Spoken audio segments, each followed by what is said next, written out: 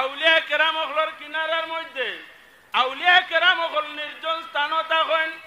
টান্টুর সাহেব রহমতুল্লাহ তাআলা আলাইহি ও যে টিলা নাম শুনছেন 1 কিলোমিটার উত্তর পশ্চিম কোণাত। এই টিলার মধ্যে টান্টুর সাহেব যে সময় জগবাই গেছেন গিয়া মানুষে কোন সময় জগবাইছেন যে সময় এই এলাকার মানুষ শরীয়ত থাকি আস্তে আস্তে হরণ ধরছেন। ওই সময় টান্টুর সাহেব জগবাইছেন ইয়া টিলার মধ্যে গেছেন গিয়া মানুষের সম্বোধন করিয়া কইছেন, ও আল্লাহর বান্দা সকল তোমরা হারাম কাজ থাকি বিরত থাকো। হইয়া টান্টুর সাহেব টিলার মধ্যে গেছেন গিয়া আল্লাহ তাআলার দরবারও সজদার মধ্যে পড়ছেন। পড়ি আল্লাহ তাআলার দরবারও কান্দন, ও মাওলা আমার এই জমিনে শান্তির জমিন বানাইয়া দেও, তোমার মন্দা সকল থাকি শরীয়ত বিরোধী খাদরে সরাইয়া দেও।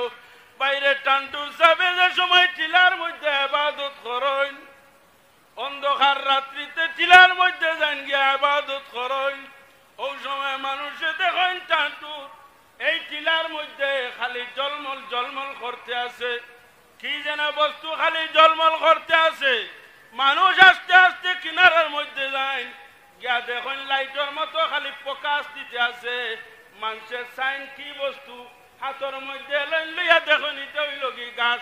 এখানে গাছ নাই, গাছের কোনো পরিচয় নাই, খালি জলমল করে। মানুষে ওটা উঠাইয়া আনছেন, উঠাইয়া বাইরে আনন, বাইরে আনিয়া সামান্য জায়গা দূরে হওয়ার পরে দেখা যায় এটা তো উলুসন কও সুবহানাল্লাহ। টান্টুর সাহেব যে জায়গার মধ্যে ইবাদত করেন এই জায়গার মাটি এবং গাছে খালি জলমল করে। এটা কে পয়দা করলো? ও বাইরে আল্লাহ তাআলা পয়দা করছেন। আল্লাহর মায়ার বান্দা হল গুহার মধ্যে যে সময় হামায়, যে সময় আল্লাহরে ডাক দেন, ডাক দেওয়ার লগে লগে গুহার আশপাশের যত বস্তু আছে সমস্ত লগে আল্লাহরে ডাকেন।